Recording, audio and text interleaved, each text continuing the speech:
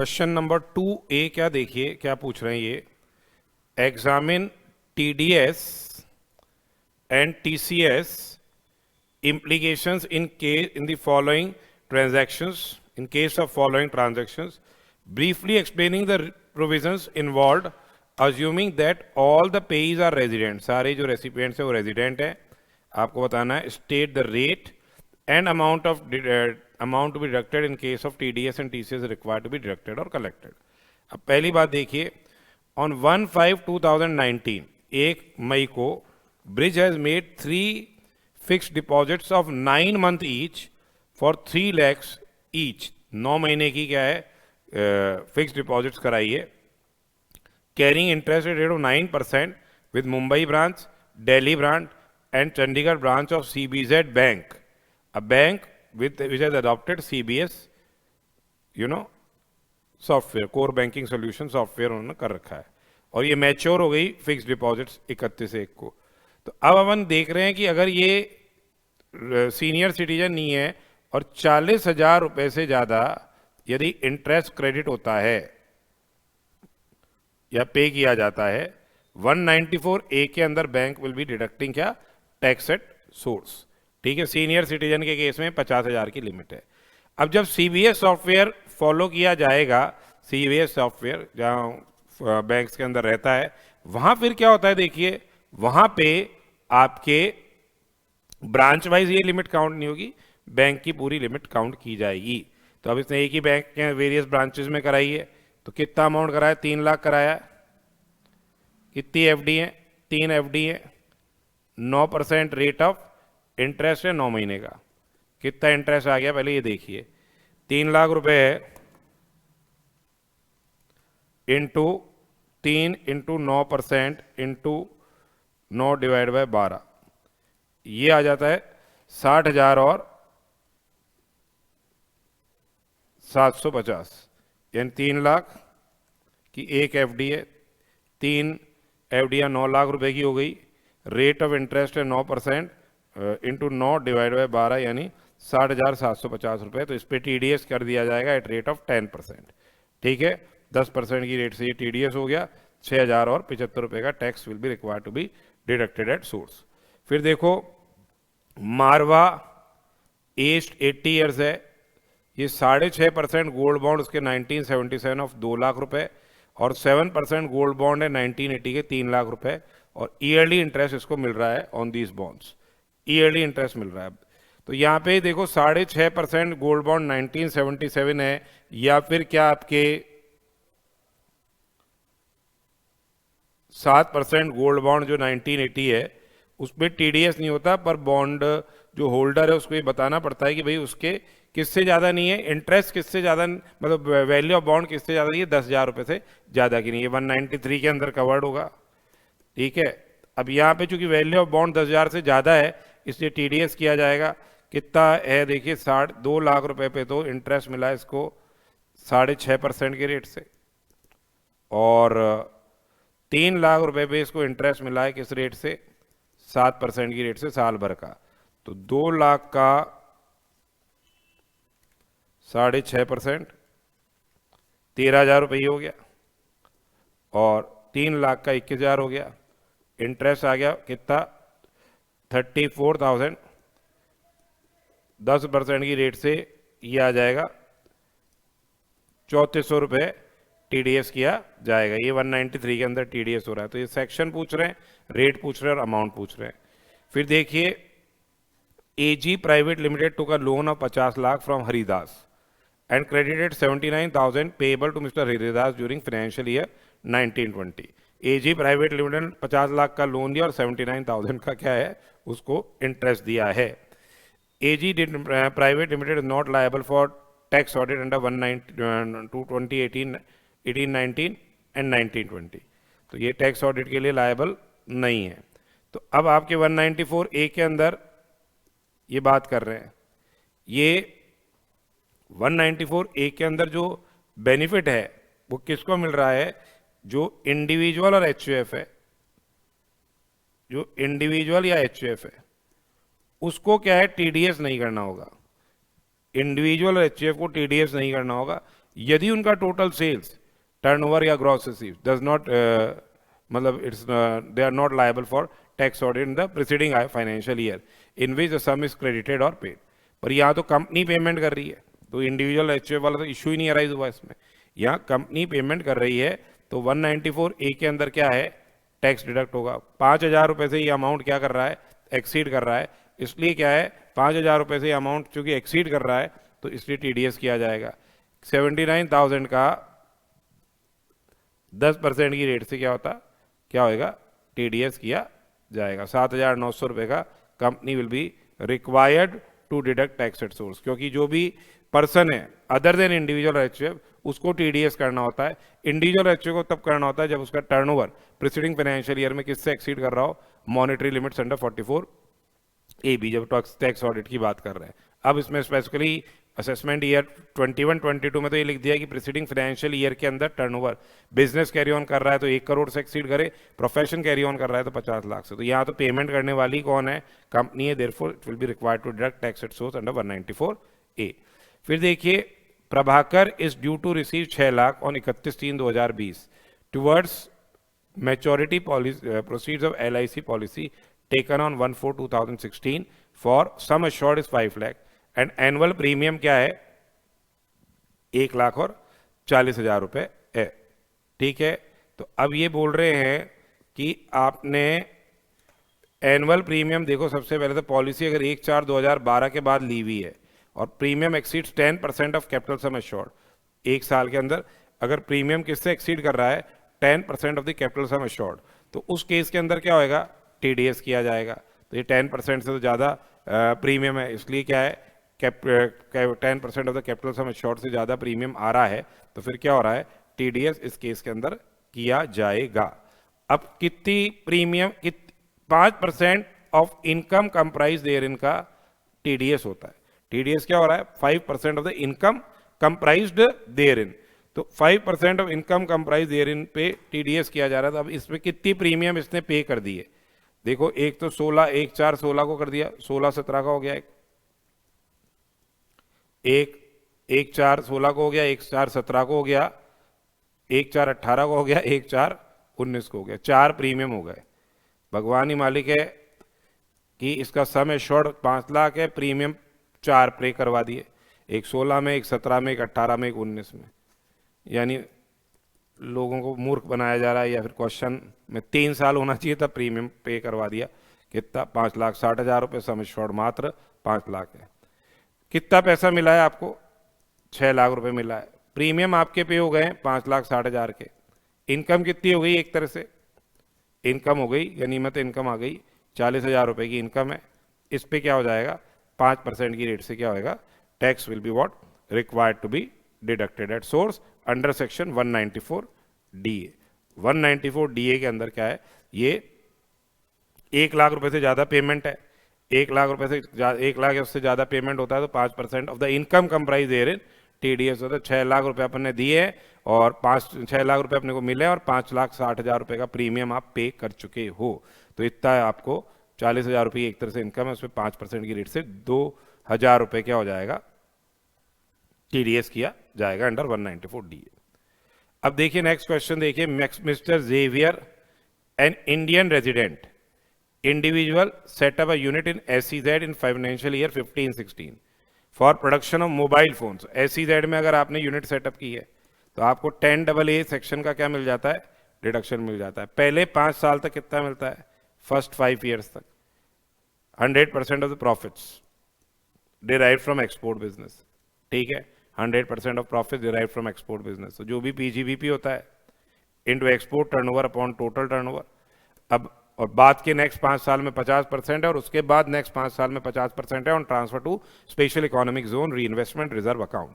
तो अब यहाँ पे देखिए इसने ये यूनिट सेटअप की थी 15-16 में, ये तो अपन आगे इन्फॉर्मेशन पढ़ेंगे जब पता चल रहा है। और फाइनेंशियल ईयर 18-19 के अंदर इसने क्या है, सेटअप की है क्या, warehousing facility in district of Tamil Nadu for storage of agricultural produce. Warehousing facility इसने सेटअप की है, it fulfils the conditions of section 35AD।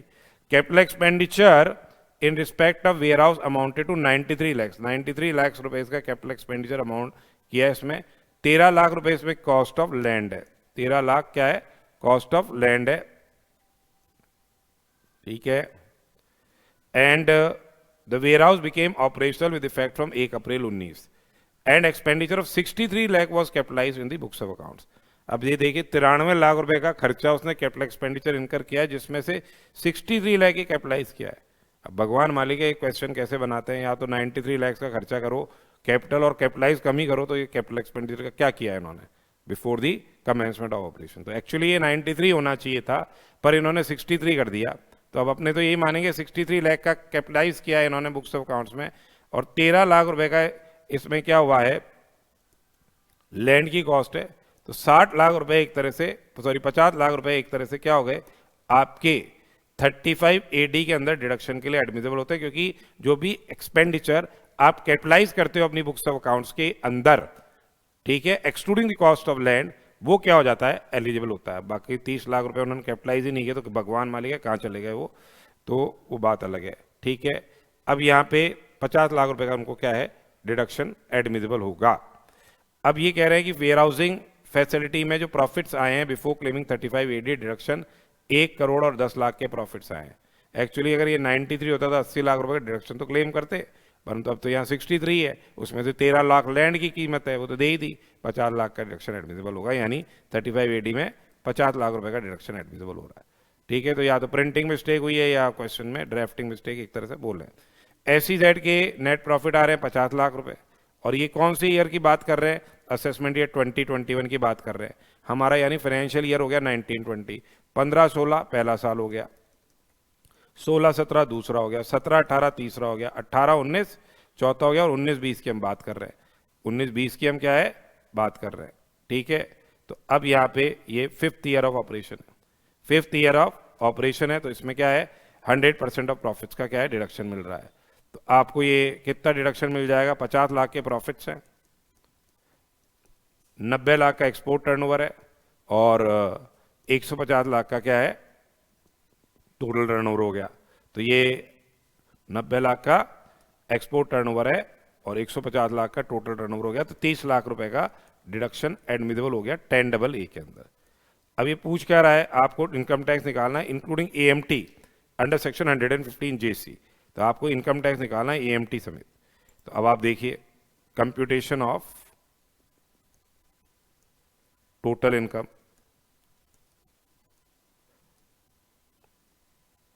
और मिस्टर कौन है ये, जो भी एक्जेवियर है, जेवियर साहब है, जेवियर है। सबसे पहले अपन प्रॉफिट्स फ्रॉम, क्या था प्रॉफिट्स फ्रॉम, कौन सा बिजनेस आ रहा था ये, operation of warehousing facility, ये आ रहे हैं आपके, कितने आ रहे हैं profits from warehousing facility, आ रहे हैं 1 करोड़ और 10 लाख रुपए, 1 करोड़ 10 लाख ये हो गए, ठीक है, less deduction under section 35 AD, 35 AD में 100% of capital expenditure so incurred which is capitalise in books, जो कि क्या किया गया है, कैपिटलाइज किया गया है in books other than land, other than land. तो यहाँ पे अपने 63 लाख का कैपिटल एक्सपेंडिचर इनकर किया है, 13 लाख उसमें लैंड की कॉस्ट है, तो अपने को 50 लाख रुपए का ये डिडक्शन एडमिसिबल हो गया। 93 होता कैपिटलाइज तो 80 लाख का मिल जाता, तो ये 60 लाख रुपए के आ गए, एक तो PGBP 35 AD के, ये स्पेसिफाइड बिजनेस के, और एक है अपना जो आ रहा है प्रॉफिट्स ऑफ सेल्स यूनिट, ये सेपरेट सोर्स जैसे निकालते हैं इसको, सेल्स यूनिट के प्रॉफिट्स आने 50 लाख, ठीक है, less deduction under section 10AA, 10AA में डिडक्शन मिल गया आपको कितना 50 लाख, 100% ऑफ एक्सपोर्ट प्रॉफिट्स का मिलता है, एक्सपोर्ट प्रॉफिट का, तो देख लीजिएगा 50 लाख। एक्सपोर्ट टर्नओवर कितना आ रहा है इसका, 90 lakh, divide by total turnover 150 lakh, तो ये हो गया 30 लाख का ही डिडक्शन। तो 20 लाख ये हो गए, 20 लाख ये हो गए। ठीक है, तो टोटल इनकम आ गई इसकी कितनी, टोटल इनकम आ गई 80 लाख की। 80 लाख रुपए की टोटल इनकम इस केस के अंदर आ रही है। इसकी टैक्स लायबिलिटी निकाल ली। सीनियर सिटीजन तो नहीं है ना ये, कुछ नहीं है, रेजिडेंट इंडिविजुअल बताया, तो नॉर्मल स्लैब रेट लगाइए। 2.5 लाख का नील हो गया, नेक्स्ट 2.5 लाख का 5% हो गया 12,500, नेक्स्ट 5 लाख का 20% हो गया यानी 1 लाख, और बैलेंस है 70 लाख का 30% है 21 लाख। ये हो गया 22 लाख 12,500। 50 लाख से ज़्यादा टोटल इनकम है, एड सरचार्ज हो जाएगा एट रेट ऑफ 10%, 2,21,250। ठीक है,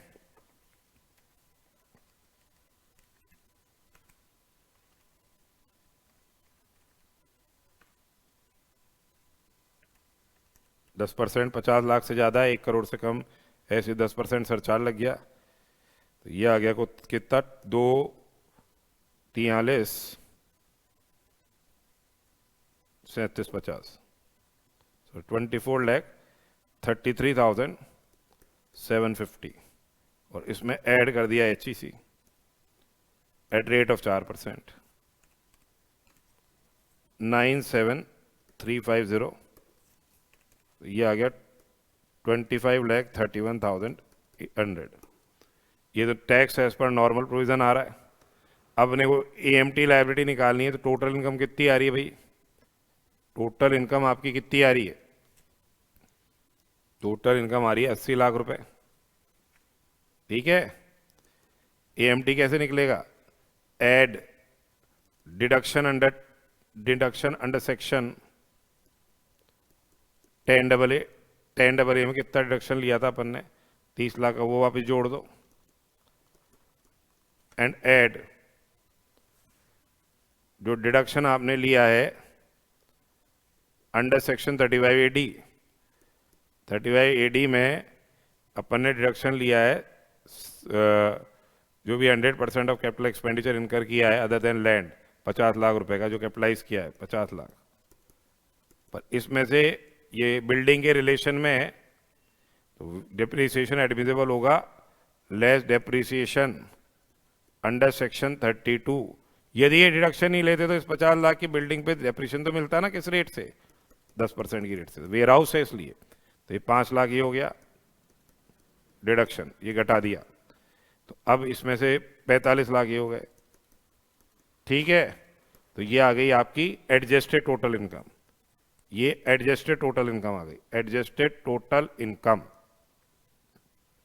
एडजस्टेड टोटल इनकम कितनी आ गई, 80 प्लस 30 लाख।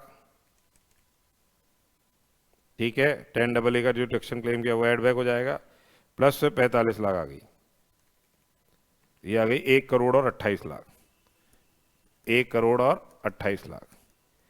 इस पे लग जाएगा AMT at rate of 18.5% into 18.5% under section 115 JC में लग गया, ये हो गया 23 लाख और 68,000, 23 लाख और 68,000 आ गया, एड 23-68 आ गए, 1 करोड़ 28 लाख।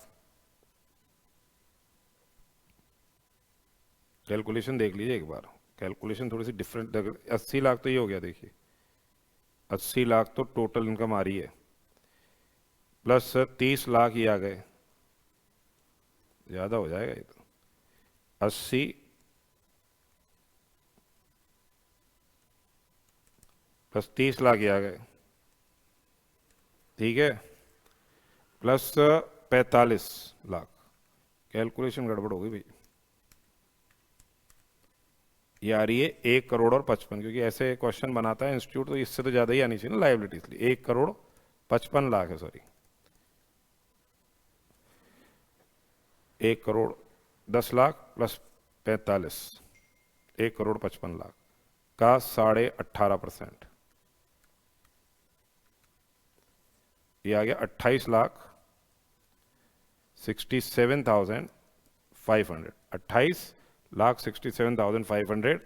और चूंकि ये 1 करोड़ से एक्सीड कर रहा है प्लस 2 करोड़ से एक्सीड नहीं कर रहा, तो एड सरचार्ज हो गया कितने रेट से, सरचार्ज एट रेट ऑफ क्या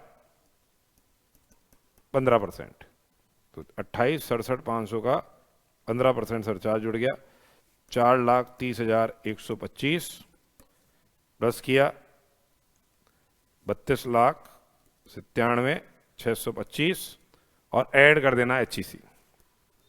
कैलकुलेशन एक बार वापस देख लीजिएगा अपने लेवल पे, इंटू 4%, 131,905, यह आ जाता है 34,29,530। एडजस्टेड टोटल इनकम क्या होती है, जो भी आपकी टोटल इनकम आ रही है 80 लाख, उसमें जितना डिडक्शन आपने क्या किया है 10AA का क्लेम किया है वो जोड़ लीजिए, और जो आपने 35AD का डिडक्शन क्लेम किया है, 35AD का आपने डिडक्शन क्लेम किया है कितना, 35AD का डिडक्शन क्लेम किया 50 लाख का, उस 50 लाख में से जितना डेप्रिसिएशन एडमिसिबल हो जाता है आपको बिल्ड वेयर हाउस पे 5 लाख घटा के फिर ये अमाउंट क्या हो जाएगा, जुड़ जाएगा। तो 80 लाख प्लस 30, 1 करोड़ 10 लाख प्लस 45, 1 करोड़ 55 लाख, उसका 18.5%, ठीक है, 1 करोड़ 55 लाख का 18.5%,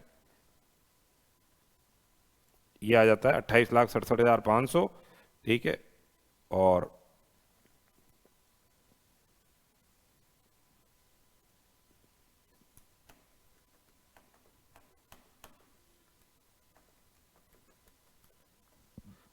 इसमें सरचार्ज जोड़ दीजिए 15% की रेट से, 4,30,125 और फिर ऐड HEC कर देना 4% की रेट से, 131,905, तो ये आ जाएगा 34, 29 और 530। और इसका कंपैरिजन करेंगे, ये जो अंतर आ रहा है इसको हम बोलते हैं AMT क्रेडिट, जो डिफरेंस, और ये कितने साल तक कैरी फॉरवर्ड हो जाता है, 15 साल तक क्या है कैरी फॉरवर्ड होता है। ये पूछा नहीं था पर एडिशनल चीज है, तो ये इस तरह से अपने को क्या है क्वेश्चन पूछा गया था। एक्चुअली में क्या है यहाँ पे कुछ ना कुछ इन्होंने ये 30 जो एक्सपेंडिचर 93 लाख का करके 63 लाख ही कैपिटलाइज किया, तो ये तो समझ से परे है, ठीक है। लैंड की कीमत समझ में आ गई साहब, वो हटा दिया, आपने जो कैपिटलाइज किया है उसी का ही आपको क्या है डिडक्शन क्या है एडमिसिबल होता है, other than cost of land under section 35AD 100% आपको डिडक्शन एडमिसिबल होगा, ठीक है।